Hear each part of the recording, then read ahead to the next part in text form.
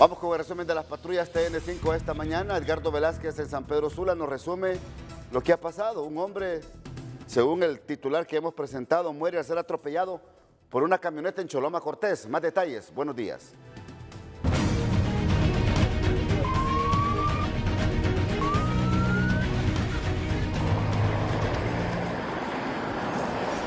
Buenos días, licenciado Ramón Edgardo Matute, televidente de TN5 Matutino. En efecto, se registra la muerte de un hombre en un accidente de tránsito al ser atropellado por una camioneta. También en otras noticias, un hombre es capturado por tener orden de captura pendiente. Así lo informamos en la patrulla TN5 de la zona norte.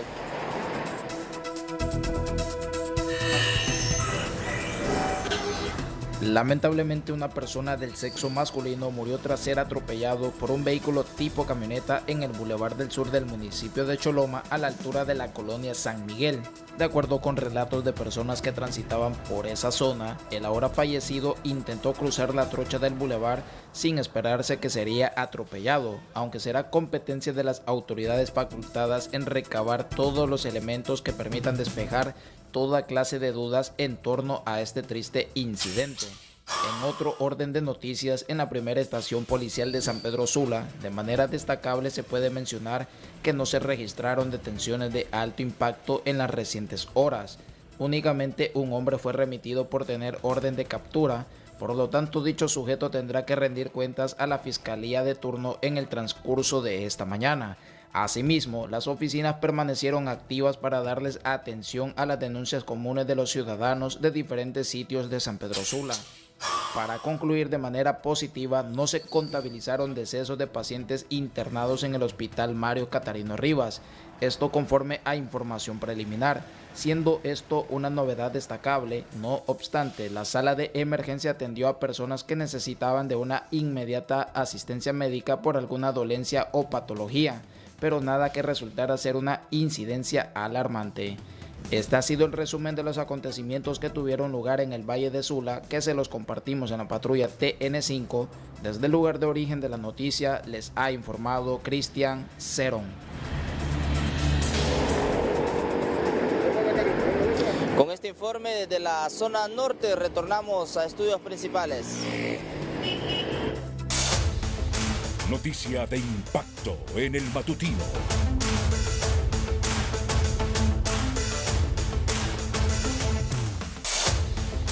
Noticia de impacto en el matutino. Noticia de impacto. Para restablecer el transporte público en la aldea de Mateo, aquí en el Distrito Central, se han instalado elementos de la policía y de Dipanco para poder controlar el delito de extorsión en la zona. Vamos con usted, Isaac Sandoval. Buenos días.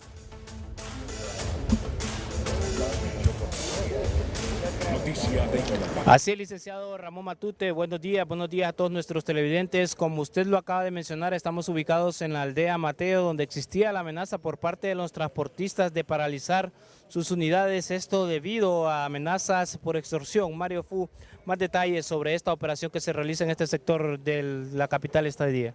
Qué gusto poder saludarte, saludos también al licenciado Ramón Matute en el estudio central, a los amigos televidentes que se informan a través de TN5 Matutino a esta hora del día. Queremos dar detalles acerca de estas operaciones que se están desarrollando en el marco de esta estrategia denominada Plan Solución contra el Crimen, y es que aquí hace 2 semanas se había reportado la paralización o la suspensión de labores por parte de los operarios del sector transporte que transitan de la ruta de la aldea Mateo hacia la capital de la República. Ya se habían venido generando algunos trabajos de inteligencia e investigación orientados a darle captura a los individuos que están relacionados con las amenazas extorsivas que están recibiendo estos transportistas, y pues se espera que en el corto tiempo se puedan estar generando las primeras capturas. No obstante, los operarios del sector transporte se abstenían a reanudar sus labores debido al temor que sabemos hay entre ellos.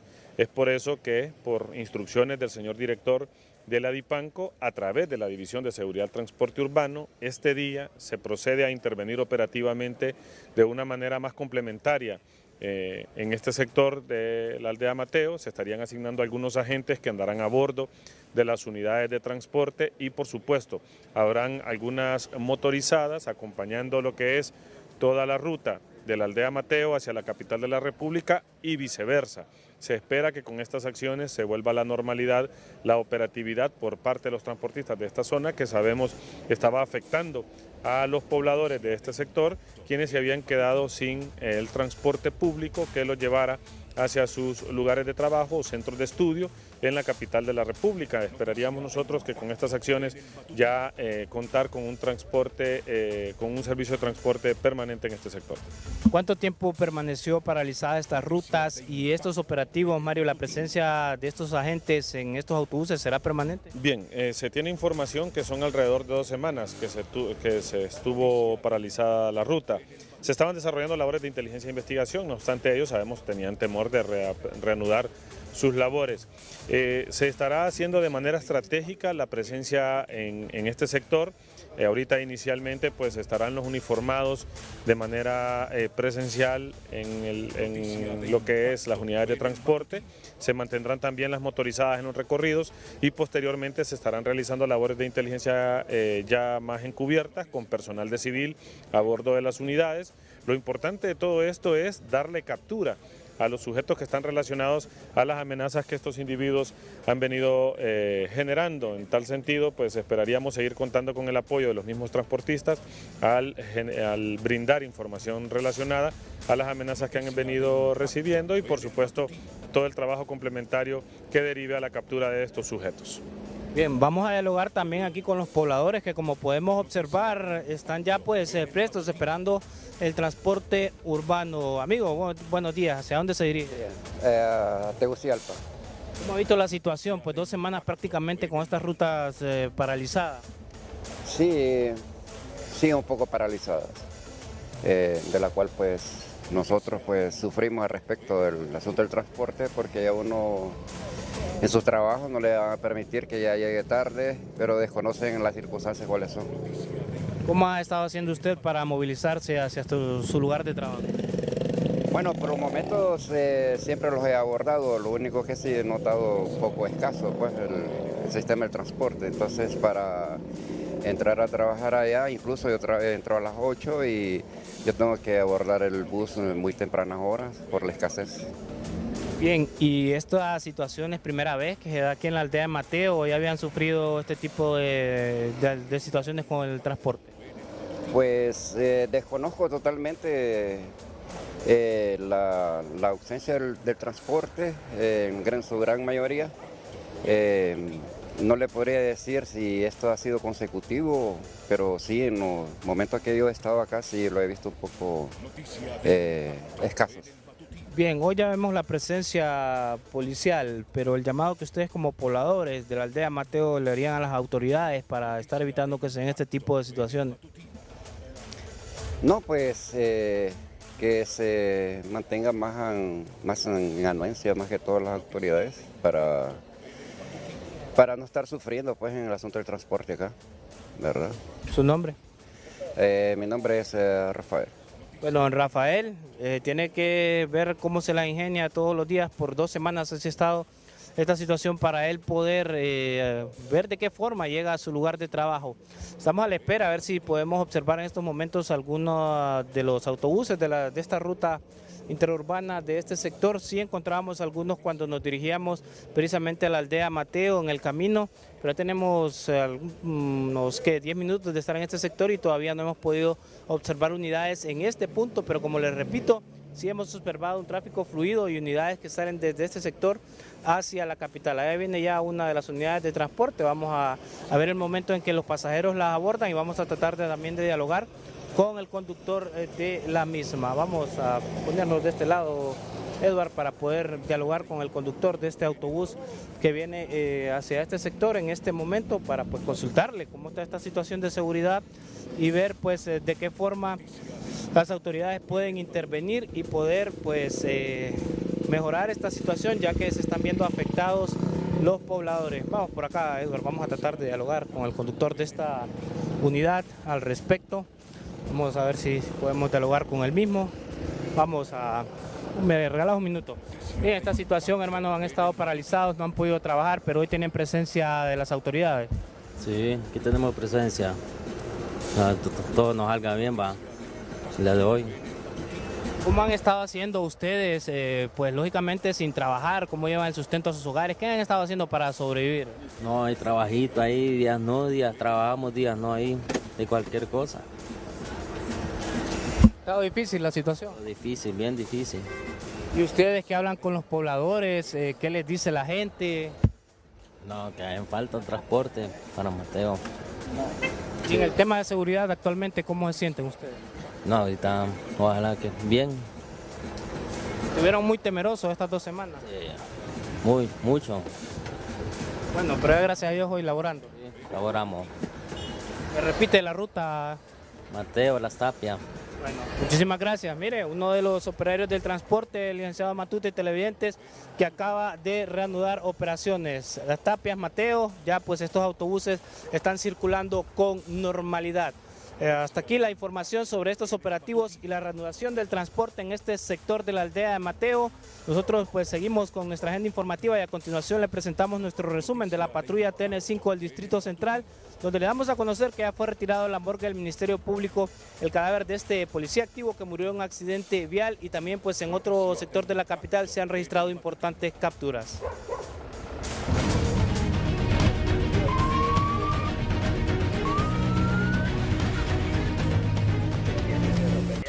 Elementos policiales de la UMEP número 4 le dieron captura mediante una saturación policial en la colonia Altos de Santa Rosa a un ciudadano por tener orden de captura pendiente por el delito de facilitación de los medios de transporte para el tráfico ilícito de drogas. El detenido fue identificado con el alias del Colocho, con el rango de paisa firme dentro de la estructura criminal MS-13. La caída de un poste del tendido eléctrico acompañado de la explosión de un transformador causó momentos de zozobra en la colonia La Joya de la capital.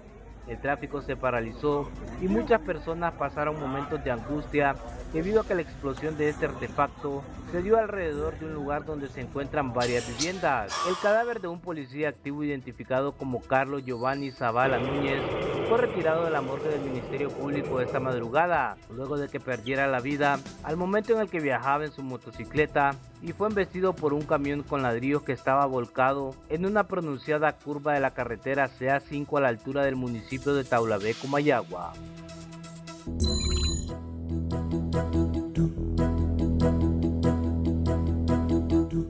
Las condiciones del tiempo para las próximas horas sobre el territorio nacional con don Francisco Argeñal, director de Senados Copeco. Buenos días, Francisco. Buenos días, licenciado Matute. Muy buenos días, televidentes de TN5 Matutino. Para hoy tenemos convergencia de viento y humedad del Mar Caribe y del Océano Pacífico por la tarde. Esto nos va a favorecer con precipitaciones que se podrían dar, sobre todo en las regiones del oriente, sur y partes de algunos sectores del norte del país, con acumulados que puedan dar alrededor de los 40 milímetros, especialmente en la Sierra Nombre de Dios y también hacia el lado del lago de Yojoa, donde esperamos los máximos que podrían dar en alrededor de 30 milímetros, lo mismo que en la zona sur, especialmente hacia la parte oriental de Choluteca. Estas condiciones mañana tienden a ser de más lluvia porque mañana esperamos el ingreso de una onda tropical. Temperaturas cálidas hasta al mediodía y ya por la tarde pues ya empieza a nublarse y ya va a tener un descenso de las temperaturas y se va a tener lluvia y chubascos aislados en la mayor parte del país, pero con mayor concentración, como le decía antes, en algunas montañas del centro del país, donde puede tener esos acumulados que puedan alcanzar los 20 a 30 milímetros. Esta onda tropical, Francisco, dejará muchas lluvias. ¿Y en qué zonas específicamente de Honduras? No, la onda tropical mañana va a entrar mañana temprano en la mañana por el oriente del país, y en la tarde que sí nos podría dejar algunas lluvias bastante significativas, y en las horas de la noche incluso en la parte del occidente del país, donde podríamos tener acumulados de hasta 60 milímetros, especialmente ahí cerca de entre Ocotepeque y Copán, es decir, ahí la parte alta de Celaque, donde podríamos tener algunos acumulados que incluso pueden llegar a los 80 milímetros, pero muy aislado en esta parte del país nada más. En el occidente donde esperamos la mayoría de lluvias, especialmente los departamentos de Ocotepeque, Lempira, Intibucá, Copán, La Paz y el sur de Comayagua. También en Lloro esperamos algunos chubascos fuertes hacia el lado de Santa Rita, al sur de Santa Rita, y en la parte de Progreso esperamos algunos chubascos fuertes el día de mañana. La actividad ciclónica, tanto en el Pacífico como en el Caribe, ¿cómo se comporta? ¿Se han detectado algún fenómeno tropical ahorita en estos momentos? Bueno, hay un potencial ciclón tropical, el 5, que prácticamente se llamaría Ernesto. Ya a partir de mañana por la tarde se podría convertir en tormenta tropical. Ese es el pronóstico que hay, que sigue una trayectoria cercana a las islas del Caribe, las Antillas menores principalmente, acercándose un poco a Puerto Rico, pero ahí curvando hacia el centro del Atlántico, en dirección hacia las Islas Bermudas, por lo que no representa ninguna amenaza para Centroamérica este ciclón, ni vamos a tener influencia indirecta de él. Ahorita dependemos más bien del paso de ondas tropicales y la formación de vaguadas que se van a dar el resto de la semana, que prácticamente pues nos están dejando con el pronóstico que habíamos dicho de una canícula bastante suave, con bastantes lluvias en agosto. ¿Qué recomienda Senaos Copeco a los agricultores en el país? ¿Ya pueden hacer las siembras de postrera? Sí, prácticamente ya tenemos lluvia de postrera. Me comentaba un productor ayer, un ingeniero agrónomo del lado de Comalí, San Marcos de Colón, que sus registros ahí marcan que no ha parado de llover, que la canícula ya terminó y que ya estaríamos listos para la lluvia de postrera. Entonces la canícula ya se le puso tiempo final, es decir, perfectamente pueden comenzar las siembras de postrera. Pues prácticamente sí, fíjese que tenemos alguna disminución de las lluvias el día jueves para la zona del occidente y norte, pero ya el viernes otra vez se esperan lluvias a nivel nacional, o sea que vamos a tener episodios así propios de la temporada lluviosa en Honduras, donde llueve alrededor de 3 a 4 días durante la semana, y que prácticamente pues lo que nos está diciendo es que la temporada lluviosa continúa, que la canícula fue bastante corta y así como se había pronosticado, y bastante suave, y que continuaremos así con estas lluvias favorables para la actividad agropecuaria por lo menos hasta septiembre, octubre, cuando ya tengamos un incremento más de las lluvias, especialmente en octubre. Así que a prepararse de terrenos, y nos mencionaba, por ejemplo, una productora de arroz del lado de Tocó ayer que tenía problemas para meter las máquinas porque ha estado lloviendo mucho durante estos meses. Gracias, Francisco Argeñal, muy amable, director de Senaos Copeco. Bueno, ya lo dijo el experto, ¿verdad? Ya se puede comenzar a hacer las siembras de postrera en el país, tanto maíz y frijol, aunque se da más el cultivo de frijol. Para esta temporada de postrera, prácticamente ya terminó el tiempo de la canícula, que es el periodo de sequío que se vive en el territorio nacional. Ahora las lluvias van a comenzar a darse en varias zonas del país, y también hay que tener mucho cuidado, principalmente los productores de frijol. Tener el cálculo correcto, porque recuerde que mucha lluvia también ahoga en la producción. Usted bien lo sabe. Vamos a otra noticia de impacto en el sector salud esta mañana. Mucha atención. Noticia de impacto en el matutino.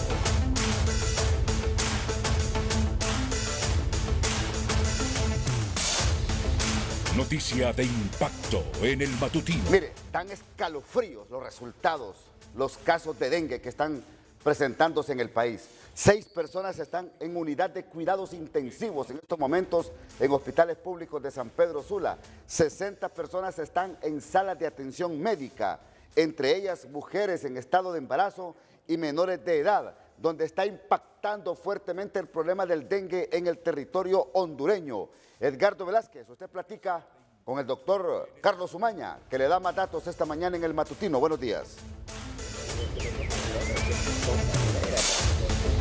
Noticia de impacto en el matutino. Buenos días, licenciado Ramón Edgardo Matute. En efecto, estamos con el doctor Carlos Umaña, quien nos brinda detalles de la situación de dengue, doctor, en el Seguro Social en San Pedro Sula. Sí, muchas gracias. Buenos días, licenciado Ramón Matute. Feliz semana a usted en cabina y a su inmenso auditorio. Muy preocupados, no habíamos tenido tal cantidad de pacientes de dengue en el Hospital Regional del Norte. El viernes llegamos a tener 67 casos y este fin de semana, ayer domingo, cerramos con 60, a pesar de que hubieron altas, se volvió a llenar las salas. Han habido más de 5 mujeres embarazadas. Esto es un fenómeno que no había acontecido durante el 2019, que tuviéramos tantas mujeres embarazadas afectadas, niños. Y además en el Hospital Mario Catarino Rivas hay otros 40, 50 casos que están ahí. Esto implica que la zona norte del país tiene más de 100 pacientes hospitalizados en este momento. Muy preocupante situación, como habíamos dicho, agosto catastrófico. Y si no, pues hacemos algo más agresivo para el control del dengue, municipalizando este asunto y involucrando a todas las municipalidades del país. El mes de septiembre creo que vamos a tener serios problemas. Doctor, ¿a qué se debe que la gente se ha complicado más en su salud? Bueno, mire, tenemos que el dengue tiene los 4 serotipos circulando en este momento en el país. Teníamos el 1 y 2 en el pasado y tenemos el 3 y 4 y es precisamente el 3 que es el más virulento, y además cuando usted ha tenido dengue tipo 1 y 2, enfrente el 3, el cuerpo reacciona mal y usted puede complicarse. Esta es la razón, y además el cambio climático ha hecho que este vector, que hoy estábamos comentando extra cámara, estamos rodeados de una nube de zancudos en este lugar donde estamos. Esto hace que el vector prolifere exageradamente, ya lo había advertido la Organización Panamericana de la Salud, y estas son las razones por las cuales. Y la otra, el error que cometimos en subestimar esta epidemia pese a las alarmas. Se tardó 3 meses la Secretaría de Salud en decretar un estado de emergencia. Creo que no nos preparamos y las municipalidades no están listas, así es que estas son las razones por las cuales tenemos el dengue disparado en este momento. Es decir, se subestima las complicaciones que puede tener un dengue. Se subestima y la población se desestimuló a protegerse de los criaderos. Entonces hoy tenemos ciudades completamente enmontadas, con basura. En cualquier lugar se acumula esta agua porque las lluvias van a continuar y tenemos esta situación. Así que yo le pido a la Secretaría, municipalice esto, fume la pipa de la paz con el Colegio Médico, forme una comisión de alto nivel para que discutamos entre todos, entre las municipalidades, la MON, cómo podernos librar de este mal. Mire, licenciado Ramón Matute, usted nos puede ver aquí, realmente esto no lo habíamos tenido, millones de zancudos encima de nosotros. Doctor Umaña, otra de las razones que se está analizando es el estado en el que llegan los pacientes cuando tienen dengue. Muy buena pregunta. Mire, estamos sorprendidos. Pacientes jóvenes llegan a la emergencia del hospital muy mal, con fiebre. Si usted tiene fiebre, dolor de cuerpo, este es un síntoma de mal pronóstico. Les tomamos las plaquetas, están en 120, 130 mil. Al día siguiente los citamos y tienen 80 mil plaquetas y están peor. O sea, en un día se descompensan de una manera extraordinaria por la virulencia que está este dengue tipo 3. Entonces, este es un llamado de atención sobre todo a los jóvenes. Los últimos que han muerto, la mayoría son jóvenes. Así es que eso es lo que está sucediendo aquí.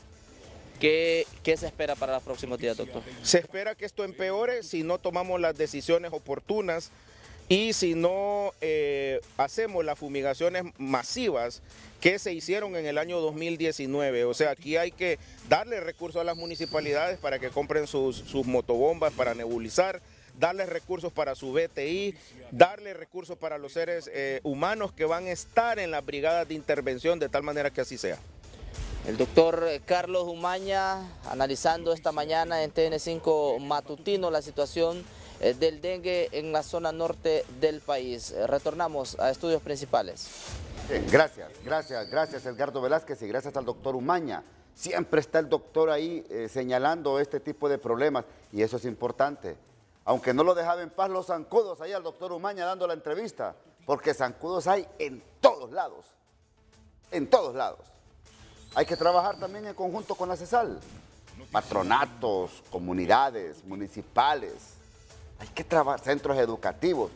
También demos nuestro apoyo para estos operativos y así erradicar los criaderos del zancudo, porque mire lo que está pasando en Tocoa, terrible. Una niña de 4 años muere por sospecha de dengue, allá en Tocoa, departamento de Colón. Héctor Madrid con los detalles. Buenos días. Gracias. En los estudios de TN5 Matutino muy consternados aquí en la aldea Salamán, municipio de Tocoa. Tocó el pastor Henry porque se ha dado de pérdida a una niña de 4 años, Alessandra Santamaría. Pastor, bueno, no puede hablar con la familia, obviamente es muy triste, pero el pastor que los conoce a los padres y a la niña, sin duda que es un momento muy difícil. Sí, muy difícil.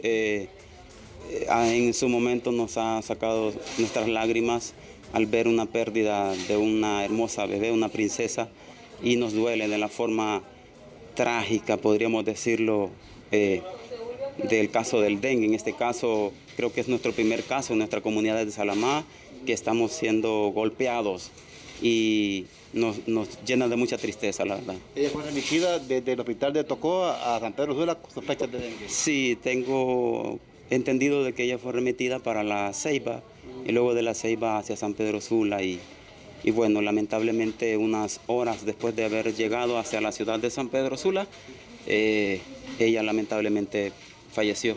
Usted conoce muy bien al colegio de la niña. ¿Cómo era la niña, Alessandra? Carismática, se ganaba el cariño y el aprecio de todos. Siempre nos veía, fuimos vecinos con su madre, la vi crecer desde niña, la mamá de la niña fallecida, y tenía siempre la oportunidad al salir a las verjas de la casa de su abuela, siempre nos saludaba con un buen día, tío. Y la verdad, tristes. Sí, finalmente, ellos son gemelos los niños. Ellos son gemelos, una parejita de gemelos, varón y hembra, y en este caso ha fallecido la hermosa bebé, la hembrita. Gracias, Pastor Henry. Bueno, la verdad es que amigos que ven a través de 35 momentos muy difíciles que se vivieron acá, momentos de pérdida de esta niña, porque el hermanito gemelo le dijo adiós a Alessandra y casi todo el mundo lloraba en este momento. Vuelvo con este estudio. Mire, de Tocoa, primero San Pedro Sula, Tocoa, ahora vamos a Puerto Cortés. Aníbal Núñez nos dice que han incrementado los casos de dengue ahí en el puerto. Aníbal, con usted, buenos días. Muchas gracias y muy buenos días, licenciado Ramón Matute en el estudio central de TN5 emisión matutino. Así es, le informó que centenares de pobladores del municipio de Belén Lempira han sido beneficiados con una brigada médica gratuita, y sobre esta proyección así se pronuncia el coronel Benjamín Castañeda, quien es el comandante del 17º Batallón Celaque para el departamento de Lempira. Este es un apoyo que se está llevando a cabo en coordinación con la alcaldía del municipio de Belén, que gracias a ese apoyo que nos brinda nosotros podemos llevarle esta ayuda que consiste en diferentes atenciones como ser medicina general, oftalmología, llevamos preclínica, tenemos farmacia, tenemos atenciones como asesoría legal, tenemos barbería. De igual manera con los niños se les van a reventar piñatas y estaremos también donándole alguna ropa para las personas más necesitadas. Nosotros nos sentimos satisfechos porque los cuadros orgánicos de nuestra unidad lo conforman todos estos ciudadanos del municipio de Belén y de todo el departamento de Lempira.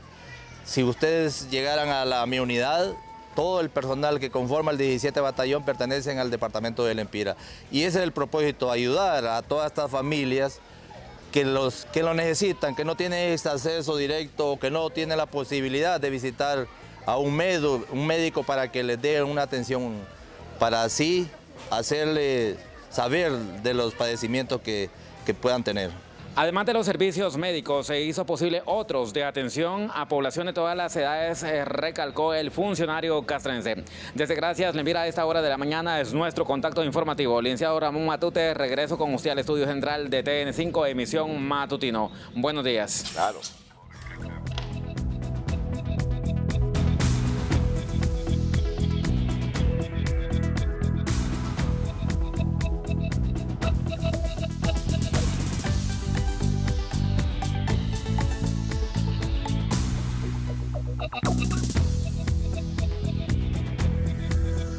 La noticia económica es presentada por Banco Azteca. Cobra tus remesas con Banco Azteca por WhatsApp al 2280-6800 y deposítalo directo en tu cuenta. Banco Azteca. Sueñas, decides, logras.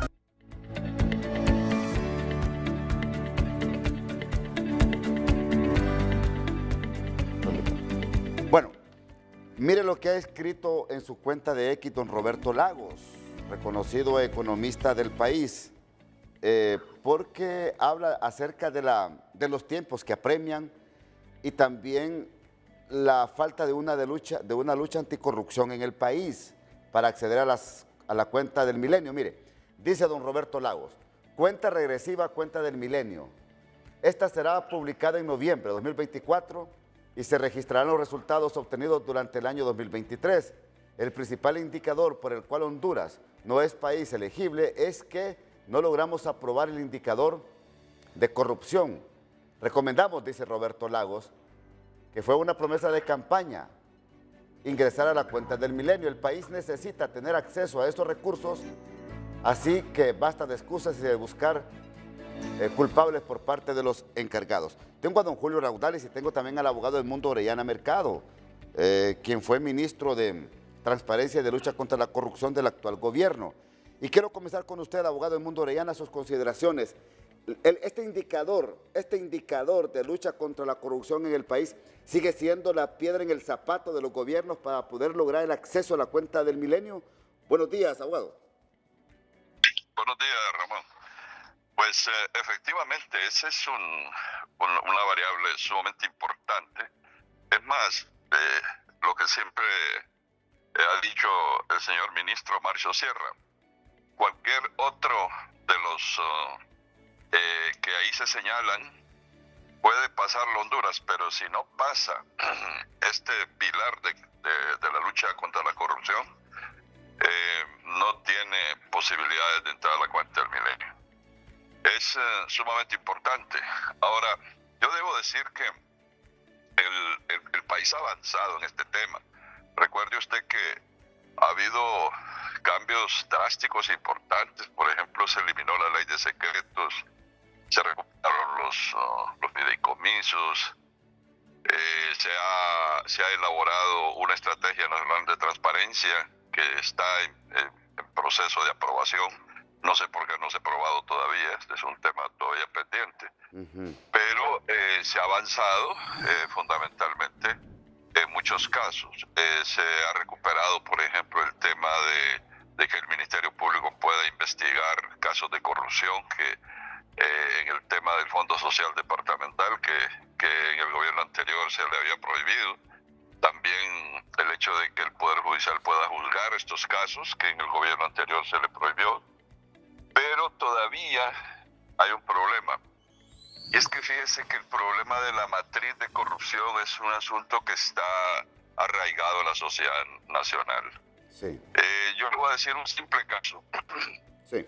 Mire, los diputados que expulsaron la MASI fueron reelectos. Y lo reelegimos nosotros, con el voto popular. ¿Eso qué le indica a usted? Que a la población hondureña le vale un comino el problema de la corrupción. Es decir, estamos tan adentrados en el tema de la corrupción que ya prácticamente es un patrón cultural entre nosotros. ¿Cómo es posible que justifiquemos nosotros que estén reelectos los diputados que expulsaron la MASI, los diputados que aprobaron los códigos de impunidad, los diputados que se dejaron sobornar con recursos del narcotráfico para elegir una corte, la corte anterior, para elegir una junta directiva, en fin, del Congreso Nacional? Una infinidad de cosas que ocurrieron y sin embargo los reelegimos. Ahí están en el Congreso Nacional. Eso es el mejor indicador de que el problema de la corrupción ya es cultural en el país. Ahora, por eso ese indicador es sumamente difícil de señalar por una sencilla razón, sí, de pasar por una sencilla razón, porque es un asunto de percepción. Lo que hacen es que ellos lo valoran en función de lo que opinen algunos sectores importantes del país.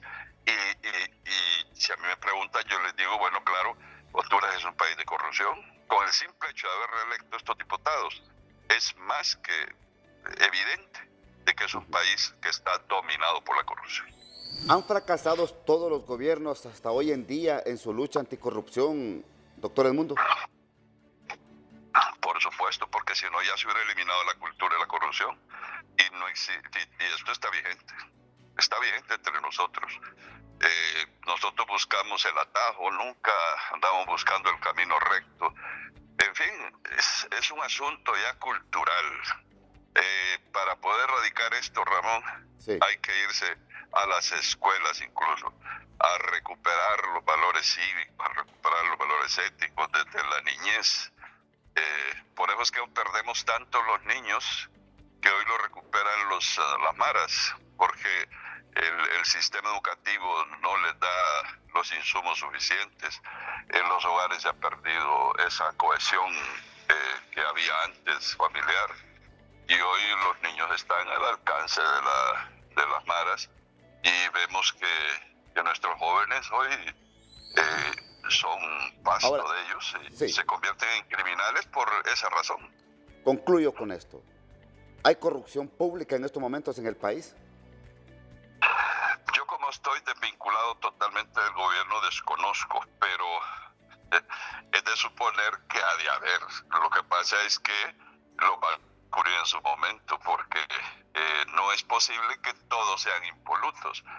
Ya se han descubierto casos. Recuerde usted que hay una señora ahí en una entidad infantil que está a punto de ser procesada, tengo entendido.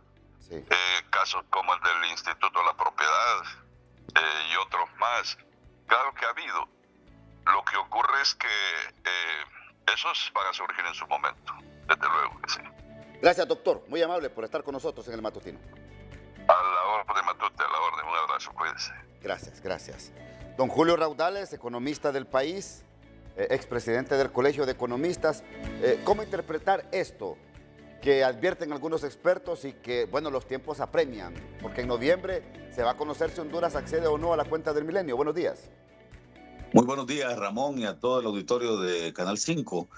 En efecto, hay que recordar, Ramón, que esta fue una promesa de campaña, como decía Roberto en su tweet, que el asunto de la cuenta del milenio está más vinculado al tema de corrupción o de control de la corrupción, que nada más es uno de los 20 indicadores que tiene o que se utilizan para medir si el país es elegible o no para los beneficios de esta donación que hace el gobierno de los Estados Unidos. Pero repito, la donación, la plata queda en un segundo plano, porque el tema es ver cómo se va construyendo en el país las condiciones adecuadas para que haya un crecimiento verdadero. Es decir, la gente del Millennium Challenge Account o de la empresa que trabaja estos temas en los Estados Unidos está más pendiente de ver si se construyen condiciones adecuadas de gobernabilidad para que en el país haya crecimiento económico independientemente de los recursos que de la donación misma que se hace, ¿no? Esto es muy importante tenerlo claro. Y hay un indicador, como bien decía el doctor Orellana y como bien dice Roberto, hay un indicador que es el que ha hecho que Honduras pierda la posibilidad de adherirse nuevamente a este tipo de programas, y es justamente el de control de la corrupción. Ahora, hay un elemento clave en ese indicador, y es que lo que se analiza o lo que analiza el Banco Mundial, que es quien hace la medición de estos indicadores, es el tema de los operadores de justicia. Es decir, más allá del control de la corrupción y de la cultura de corrupción que ya mencionaba el doctor Orellana, y que yo estoy absolutamente de acuerdo con eso, ¿verdad? El problema en el país, Ramón, es que tenemos una cultura de corrupción. Tenemos una cultura que nos empuja a tratar de aprovechar cualquier oportunidad que tengamos de contacto con el erario, con el sector público, para sacar bienestar para nosotros. Es decir, si tenemos un compadre, un amigo que nos ayude a sacar un papel, ¿verdad? O que nos ayude a hacer un negocio, o que nos ayude a enchambarnos en el gobierno, ¿verdad? Eso es lo que pareciera que es lo que está centrado en la mente de la gente. Pero más allá de esa cultura, lo que mide el Banco Mundial es la posibilidad de que los operadores de justicia actúen de forma más profesional. Y la medición que se va a hacer al 2023, hay que recordar, ¿qué pasó en el 2023, Ramón? Se eligió la nueva Corte Suprema de Justicia, los 15 magistrados de la nueva Corte. Hay que recordar también, y solo lo pongo como un elemento importante, que estos 15 magistrados se eligieron en base a una repartición partidaria y no en base a los méritos que tenían los candidatos que se postularon para esos cargos en la Corte Suprema de Justicia. Entonces, ahí quedaron fuera personas como Ana Pineda, que tuvo la calificación más alta, pero por no pertenecer a un partido, no fue elegida en la Corte. Eso por supuesto que va a ser un elemento importante a la hora de medir.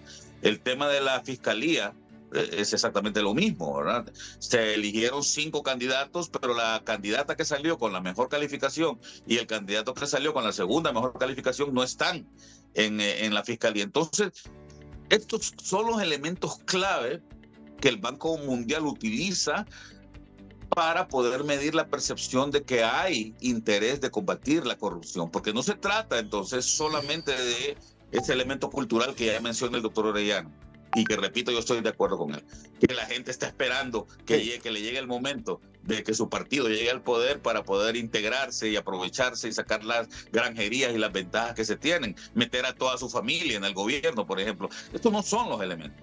Los elementos es qué está haciendo el Estado hondureño dentro de su parafernalia, dentro de su sistema organizacional para combatirlo. Y cuando medimos estos dos temas que en el 2023 fueron claves, que son la Corte Suprema de Justicia y su integración para los próximos 7 años, y la integración de una fiscalía o de un ministerio público para los próximos 5 años, vemos que probablemente el Banco Mundial va a utilizar las mismas calificaciones que utilizó en ocasiones anteriores en este sentido. Ahora, ¿cuánto le deja a Honduras la cuenta del milenio? Uno, va. Pregunta número 1. Eso va a depender un poco. Sí. Ese no es un tema que se define previamente, Ramón. Yo participé en el equipo que organizó o que hizo la primera propuesta para la cuenta del milenio. Quiero hacer la aclaración, sí, de que la primera vez y la única que Honduras ha accedido a este programa, no existía todavía este requisito del control de la corrupción. Fue una donación que hizo el gobierno norteamericano a comienzos del siglo, a propósito de que se había aprobado un año antes, en el año 2000, se había aprobado lo que se llamaba la Objetivos de Desarrollo del Milenio. De ahí viene el nombre, ¿verdad? De los Objetivos de Desarrollo del Milenio que se aprobaron en la Asamblea de las Naciones Unidas en el año 2000. Entonces, el gobierno de los Estados Unidos decide que su contribución para los países pobres, para que los países pobres alcanzaran estos objetivos del milenio, iba a ser una donación a los países más pobres, donde estuvieron incluidos países como Zimbabue y un montón de países de África, más de 20 países de África, y algunos países latinoamericanos como Bolivia, como El Salvador, como Honduras y Nicaragua, ¿verdad? Entonces se hizo este compacto, se dio este dinero, pero se le pidió a los países que construyeran ellos una propuesta. Entonces Honduras hizo una propuesta de $215 millones, que incluía el canal seco que tenemos ahora, ¿verdad? La culminación de este proyecto, y algunos otros elementos que tenían que ver con el fortalecimiento de la producción agrícola al lado de ese canal seco, ¿verdad? Fue un proyecto muy exitoso, hay que reconocer, ¿verdad? Que se concluyó más o menos en el año 2011 con este compacto, y ha sido el único al que Honduras ha tenido acceso. Si Honduras fuese nuevamente aceptado para volver a participar en los beneficios de este programa, entonces tendría que construir un compacto que pudiera ser de 200, 300, 400 millones de dólares y que se ejecutaría, por ejemplo, en unos 5, 6, 7 años. Esa es la idea. El Salvador, por ejemplo, ha tenido ya creo que 2 o 3 compactos, ¿no?, de la cuenta del milenio, y los ha ejecutado con bastante eficiencia. Entonces hay que esperar primero a ser aceptados nuevamente en el programa. Ojalá que las condiciones hayan cambiado, hayan mejorado, pero yo me atrevería, Ramón, a decir que los ejecutivos de esta corporación, de la Millennium Challenge Corporation, que es la que maneja este tema allá en los Estados Unidos, allá en Washington, y que es un ente privado, van a revisar cuáles han sido los avances en la organización de lucha del Estado hondureño contra la corrupción, y ahí, francamente, te soy muy honesto, no veo que haya mayores resultados, ¿no? Ahora, ¿usted se acuerda que este año la World Justice Project dio acerca de materia de corrupción su informe, y en su aporte dice en el factor 2 del índice de Estado de Derecho, mide la ausencia de corrupción en el gobierno. El factor considera 3 formas de corrupción: soborno, influencia indebida de intereses públicos o privados y malversación de fondos públicos u otros recursos. Así lo midió en el informe del 2023 dado a conocer este año, repito, la World Justice Project. Ahora, Sí. ¿Qué le viene a Honduras? Usted me dice que prácticamente hay que descartar que se va a acceder a la cuenta del milenio. Lo veo complicado, sí. Ramón. Creo que lo que apuntaba, aseveraba el doctor Orellana es correcto. Repito, pareciera que la cultura hondureña es proclive a beneficiar a personas que entran a la política con el afán de enriquecerse o enriquecer a sus amigos o a las personas que los llevaron al poder, y esto es un elemento importante, ¿verdad? Que creo que hay que combatir. No dudo de que sí se han realizado algunos esfuerzos, también como bien lo señalaba el doctor Orellana, se han aprobado algunas leyes, pero faltan otras que son igualmente importantes. Pero repito, cuando se mide por parte del Banco Mundial, y así como lo hizo este World Justice Project, y se llega a la conclusión de que en el país los avances no han sido los necesarios por falta de voluntad política, yo estoy de acuerdo y creo que también muchos oficiales del gobierno lo han repetido. No se puede construir en 2 años, en 2 años y medio, darle vuelta a un país. Eso es muy difícil, ¿verdad? Pero cuando no se ven señales adecuadas de cambio y la voluntad de las autoridades que fueron electas para conseguir metas de este tipo no muestran una actitud adecuada, se ve bastante complicado que haya cambio, Ramón. Gracias, licenciado Julio Raudales, muy amable por estar con nosotros. Gusto. Vamos a la pausa, ya regresamos en TN5 Matutino. Somos primeros con la noticia. ¿Me dice cuándo?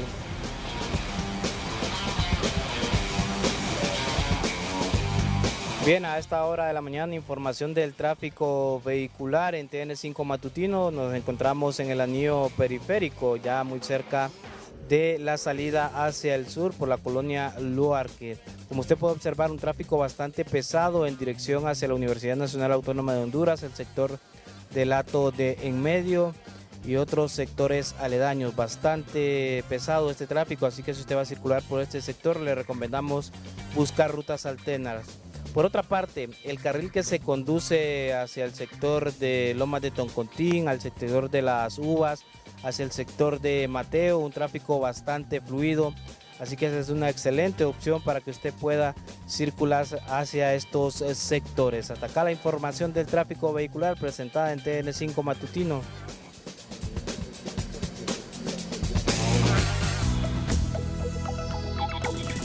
El Pleno de la Corte Suprema de Justicia consideró el fallo de una sala constitucional dividida en supuestamente revoca la consolidada doctrina jurídica que protege empleos, empresas e inversiones hondureñas e internacionales, aseguran los que promueven las sedes en el país. Esta sentencia revocó la sentencia de la Corte Suprema de Honduras del 2014 que respaldaba la constitucionalidad del marco de inversión de las sedes. El fallo de 3-2 supuestamente ignora la consolidada doctrina jurídica hondureña de los derechos adquiridos que protege a todas las empresas e inversiones en Honduras de la aplicación retroactiva de cambios en la ley, aseguran los que promueven las sedes, y dicen que este fallo puede atentar contra las inversiones que ya se realizan en el país.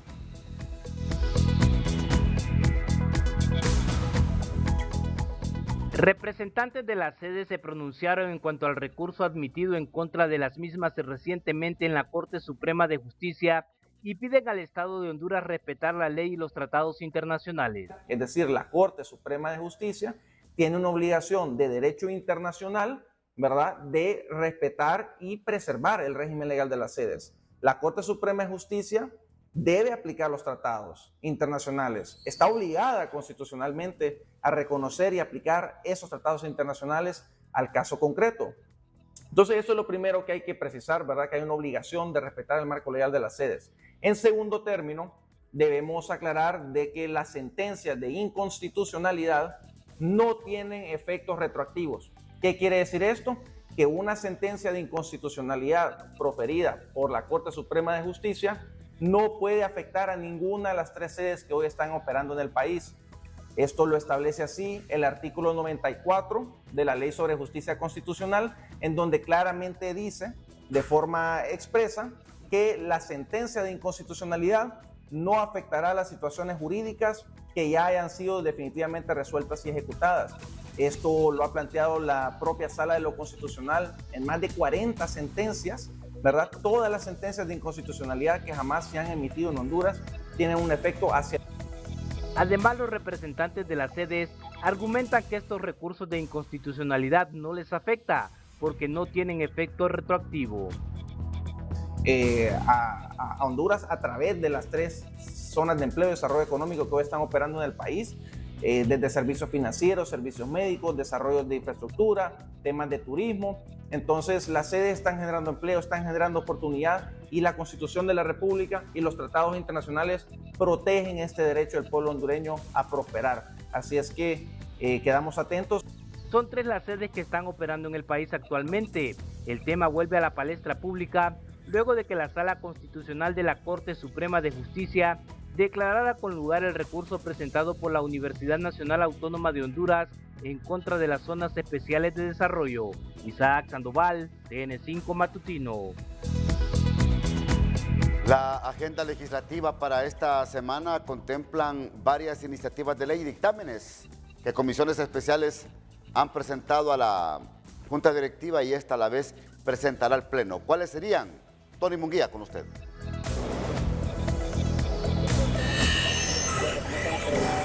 Buenos días, Ramón. Esta mañana dialogamos con la doctora Johanna Bermúdez del Partido Nacional de Honduras. Bueno, ¿cuál es la agenda legislativa para esta semana? Hay temas pendientes, pero lo que le preocupa también es el presupuesto electoral. Buenos días. Sin duda alguna, desde luego tenemos temas pendientes, el tema de la ley de empleo temporal, porque ustedes saben que en este momento el principal problema que tiene el pueblo hondureño es el tema del desempleo. Luego siguen muriendo nuestros pacientes por dengue, exigiendo que el gobierno finalmente pueda establecer una estrategia para erradicar el dengue y desde luego la democracia está realmente en riesgo. El no tener el presupuesto para las elecciones primarias pone en riesgo la democracia de este país. Mucha gente dirá, a mí no me corresponde eso, pero mire, si no hay democracia, señores, vamos a perder nuestra libertad, incluso de pensar. Solo les digo, vean el espejo que estamos viviendo en este momento en Venezuela. No es un chiste ni tampoco es un tema de la oposición, es una realidad. Si nosotros como hondureños no nos ponemos las manos, no nos unimos y juntos exigimos que este gobierno apruebe, envíe al Congreso el presupuesto para que ahorita en este mes de marzo se lleven a cabo las elecciones primarias. Es sumamente importante, porque sin presupuesto definitivamente no va a haber elecciones internas. Así que hacemos un llamado enérgico al gobierno. El presidente del Congreso dio un plazo de 15 días. ¿Cómo lo miran ustedes? Y ya se dan cuenta algunas empresas que están participando en la licitación, bueno, que participarían. Claro, la cuestión es que en 15 días el tiempo se acorta y eso va a obligar al gobierno a hacer compras directas. ¿Qué significa si hacen compras directas? Además de todo lo que implica el tema de corrupción cuando hay compras directas, también va a poner en riesgo la credibilidad y la confianza de toda la infraestructura que se vaya a comprar para la transmisión, ejecución de las elecciones primarias. Así que lo mejor es que envíen el presupuesto ya. Si ya no tienen por qué esperar 15 días, ¿será que están esperando que llegue el bebé, Marlon Ochoa, al Consejo Nacional Electoral para que luego el bebé manipule y siga cumpliendo con las órdenes de Mel? ¿Qué es lo que están esperando? ¿Quieren seguir hundiendo al país? ¿Qué desean la gente libre? Por el amor de Dios, tienen que enviar el presupuesto ya para que lo podamos aprobar y necesitamos elecciones que garanticen paz, certidumbre y confianza, porque en Honduras la gente necesita trabajo, seguridad, salud y sobre todo que no perdamos nuestra libertad. Muchísimas gracias, doctora Johanna Bermúdez, diputada del Partido Nacional de Honduras. Con usted, buenos días. Resumen Nacional es presentado por Autorepuestos. Primer Congreso Internacional Automotriz en Honduras este 17 de agosto en San Pedro Sula. Autorepuestos, mejores marcas, mejores precios. Dipanco ejecuta saturaciones en puntos críticos para el transporte público, donde se había registrado una parálisis por el cobro de extorsión en varias rutas capitalinas. Cabe señalar que los operarios de este rubro aseguran haber pagado en lo que va del año más de 300 millones en concepto de este delito. Ley de Justicia Electoral en su primer debate y reforma al Código del Trabajo es la agenda del Congreso Nacional esta semana. La oposición no descarta una posible insurrección legislativa. En Tocoa realizan el entierro de una niña de 4 años que había sido trasladada al Catarino Rivas con diagnóstico de dengue, mientras que en Puerto Cortés y San Pedro Sula la estadística va en aumento. Hasta aquí TN5 Matutino. Gracias por su fiel sintonía. Los dejo con los deportes TVC. Arrancó la jornada número 3 del